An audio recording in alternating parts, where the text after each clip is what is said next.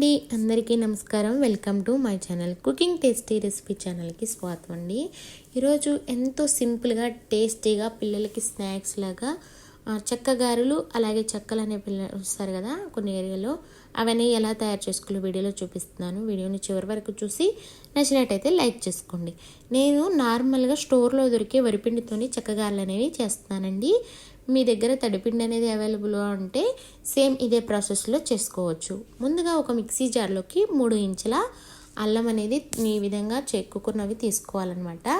అలాగే ఒక 10 పచ్చిమిర్చి అనేవి యాడ్ చేస్తున్నాను. ఇవి కొంచెం కారం తక్కువగా ఉన్నాయి కాబట్టి నేను ఒక 10 పచ్చిమిర్చి అనేది తీసుకున్నాను. కొంచెం కారం ఎక్కువగా ఉంటే మీ రుచికి సరిపడంత తీసుకోండి. అలాగే ఒక స్పూను జీలకర్ర, కొంచెం పచ్చి కరివేపాకు అనేది యాడ్ చేసుకొని ఇది మెత్తగా పేస్ట్ అనేది పట్టుకొని పక్కన పెట్టుకోవాలి. నేను 1/2 కేజీ వరిపిండికి 1 కప్పు పెసరపప్పు అనేది 2 గంటలు నానబెట్టుకొని కడిగి పక్కన పెట్టానండి. ఇప్పుడు 1/2 కేజీ వరిపిండి అనేది ఇది స్టోర్లో దొరుకుతుంది కదా, ఆ వరిపిండితో అనేది చెక్కగారెలు అనేవి చేస్తున్నాను. పిండిలోకి మనం ముందుగా మిక్సీ పట్టుకున్నాం కదా, ఆ పేస్ట్ అంతా యాడ్ చేసుకొని అలాగే పెసరపప్పుని కూడా యాడ్ చేసుకోవాలి.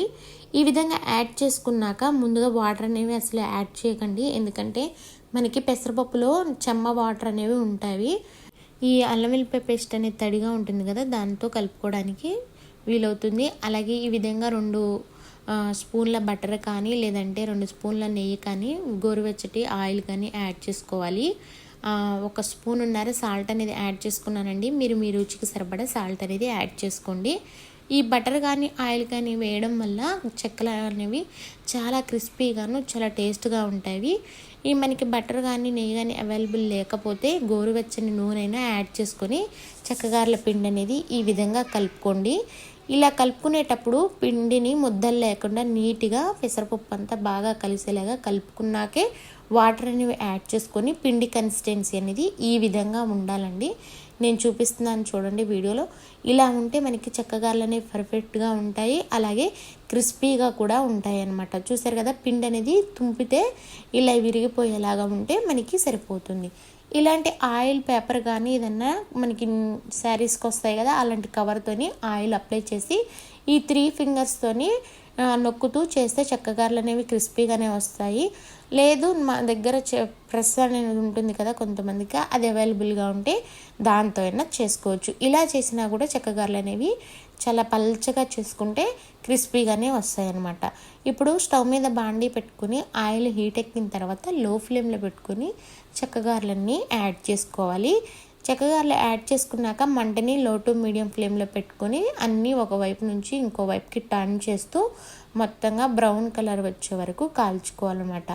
అంటే మీకు తెలియడం కోసం నేను చెప్తున్నాను. ఇప్పుడు నూనె అనేది బాగా మరిగి బబుల్గా వస్తుంది కదా, అది అనేది ఆగిపోయిన తర్వాత ఇదిగోండి చూడండి వీడియోలో, అప్పుడు మనకి చెక్కగారెలు అనేవి కాలినట్టు అర్థం అనమాట. ఇలా కాలిన చెక్కగారెలని మనం ఇంకా తీసేసుకోవడమే. అన్నిటినీ ఈ విధంగా కాల్చుకోవాలన్నమాట. మనకి పెసరపప్పు అనేది కూడా చాలా క్రిస్పీగా కాలుతుంది, కలర్ అనేది కూడా చేంజ్ అవుతుంది.